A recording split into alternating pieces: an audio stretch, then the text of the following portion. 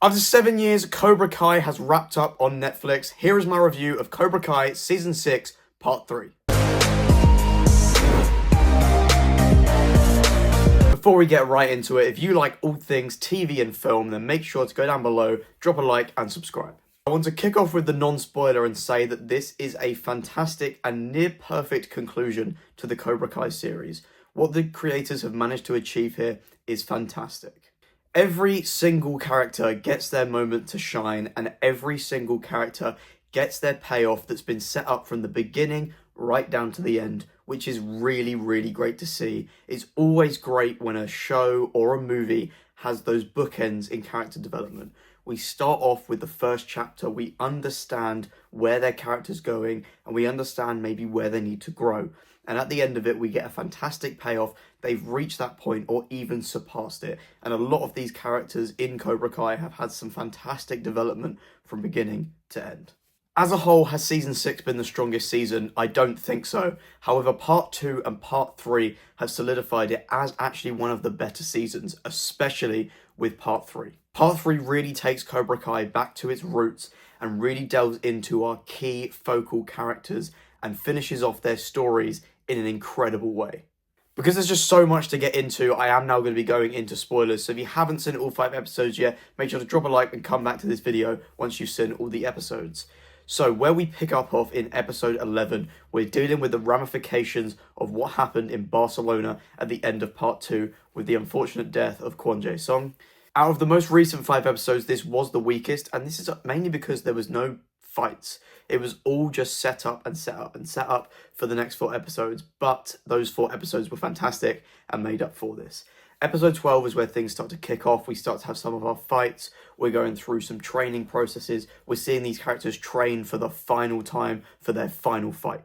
But we're also seeing things in there which develop the characters so nicely. We're seeing Robbie being trained by Dimitri and Eli, but with a fighting system that they've designed themselves, which just caps off their character arcs beautifully, because obviously we know they are the binary brothers, and this is what they do best. Moving into episode 13, 14, and 15, this is where they really stepped up their game and really gave us the ending we deserve. These 3 episodes came together and felt like one big modern day Karate Kid movie, a big final send-off to the saga. The big takeaway from all 3 episodes is the amount of emotions I felt while watching this. There was moments of cheer, moments of sadness, moments of shock. There was so much going on, but it was all paced actually really well. I also think these 5 episodes have some of the best performances that we've seen in Cobra Kai throughout. Cobra Kai has often been laughed at for its acting and being a little bit cringe and sort of TV soap opera, but this batch of episodes really steps it up and the actors really step it up. The one that keeps coming back in my mind, one singular scene, is William Zabka and Martin Kove. Their final scene together in the show is absolutely beautiful and pays off a story from 40 years ago in a way that is compelling, it's beautiful and emotional. We also see Ralph Macchio do an incredible performance when he gets his closure of reuniting with Mr. Miyagi. Even though it was in a dream, it was a really great sequence to see, and the CGI used in that scene is actually pretty good. The big shocking moment of the 5 episodes was of course the death of John Kreese and Terry Silver.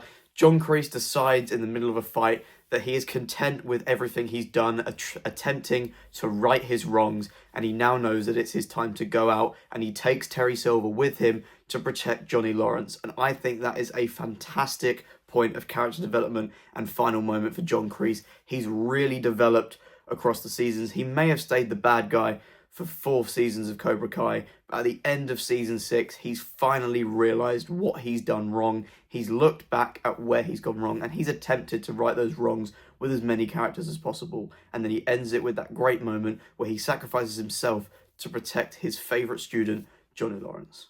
Now, I couldn't do a review of part 3 without mentioning our 3 winners of the Sekai Taikai and our overall winner. Of course, Tori Nichols defeated Zara. It was a fantastically choreographed fight and performed incredibly well by Peyton and Reina. It was great to see Tori finally get the closure of actually winning a fight and now a world tournament after what happened to her in the previous All Valley. Now moving on to the king, the GOAT, the guy that started it all, Miguel Diaz winning the boys championship at the Sekai Taikai. I thought his fight against Axel was probably one of my, if not the favourite fight from the whole show. The way that they used scenes from seasons 1, 2, 3, 4 to pay off everything Miguel has been through from the beginning to the end. It started with Miguel and it's ended with Miguel. He used all of his teachings, all of his lessons to defeat the biggest bad and also the biggest bully they have faced, because that's how this show started. It was students training to defeat bullies, and there has been no bigger bully to him this season than Axel, and I think that payoff is great.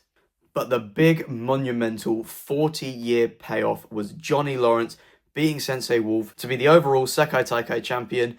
This one pays off a 40-year-old storyline from the original Karate Kid. It even ends with, after his win, Ralph Macchio saying, "You're alright, Lawrence," which is a direct parallel to when Johnny Lawrence said to him after winning the All Valley, "You're alright, LaRusso." It's moments like that that make the Cobra Kai series so fun. These little links back to the past, these tiny payoffs, they're just fantastic. And although they're little moments, they're sprinkled in just enough that they all hit in a really great way. The other great bit of these final 5 episodes is that pretty much every character that has ever appeared in Cobra Kai got a little moment to shine or a little comeback, and it was great to just see all those people again, all those familiar faces come back and close off this story with a big bang.